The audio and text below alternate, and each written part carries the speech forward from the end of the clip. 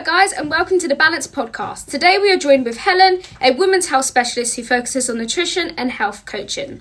So, what are the most common misconceptions women have about food and weight due to diet culture? So I think part of it is just having really confusing messages out kind of in social media, on the television, whatever. So people get confused about the complexity, I think. So people will think, maybe it's really important to do, to eat low-fat foods or something like that, or that they need to reduce down their calories, or so they get really kind of stuck on one specific thing. And really, the most important thing is to kind of have three nicely balanced meals each day. So it can be really, I think, simple. And I think because of the media, because they're trying to sell something or they're trying to get their point across, they make it really complex, and then that becomes less accessible to people. Yeah, there's information out there, doesn't it, that makes it all confusing. Yeah. What advice do you give to women struggling with guilt or shame around food choices? Yeah, so there's some really important things that come up. So often clients will use terminology like bad and good. Well, they don't use good, they just use bad. So bad foods. They might clean eating is another thing that sometimes comes up. They'll use language around failure. So they'll say, I've really failed this week because I did this. And so we encourage the women that we're working with to have a much more kind of neutral approach to their food choices.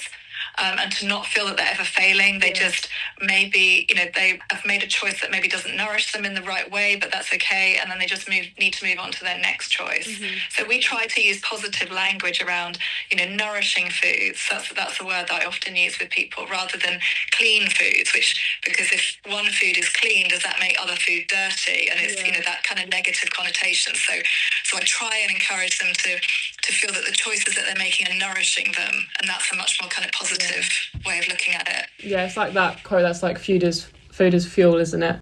Exactly. Yeah, absolutely. The other thing I was going to ask was, how would you define diet culture and how does it impact women's mental and physical health?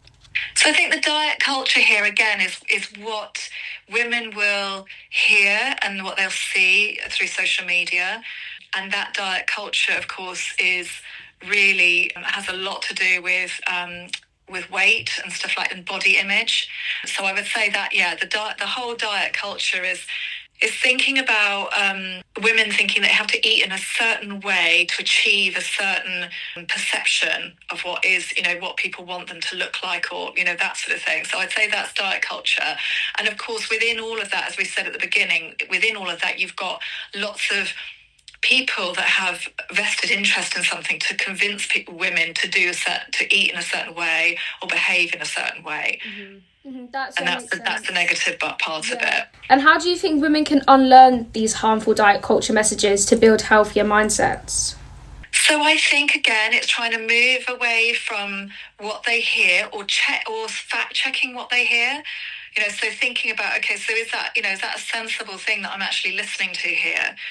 And going back to thinking, okay, so I know that, like, for example, if I eat a variety of vegetables, that's going to be nourishing for me. And so just trying to move away from what we call the food noise and trying to think, okay, so let me think about this logically.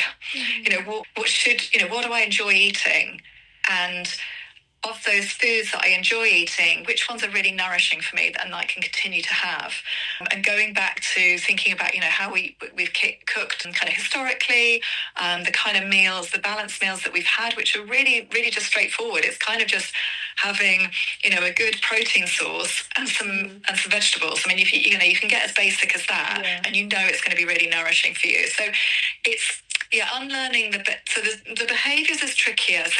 So we do quite a lot of coaching with our clients, and often that is behavioural change. So it's helping them to find out the triggers of certain behaviours and then trying to unlearn some of those behaviours.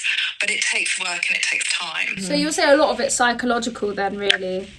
A lot of it's psychological, for sure. Mm-hmm. And it's about habits and about, maybe kind of not such helpful habits coming in, and how we can crowd out those habits with more, helpful habits.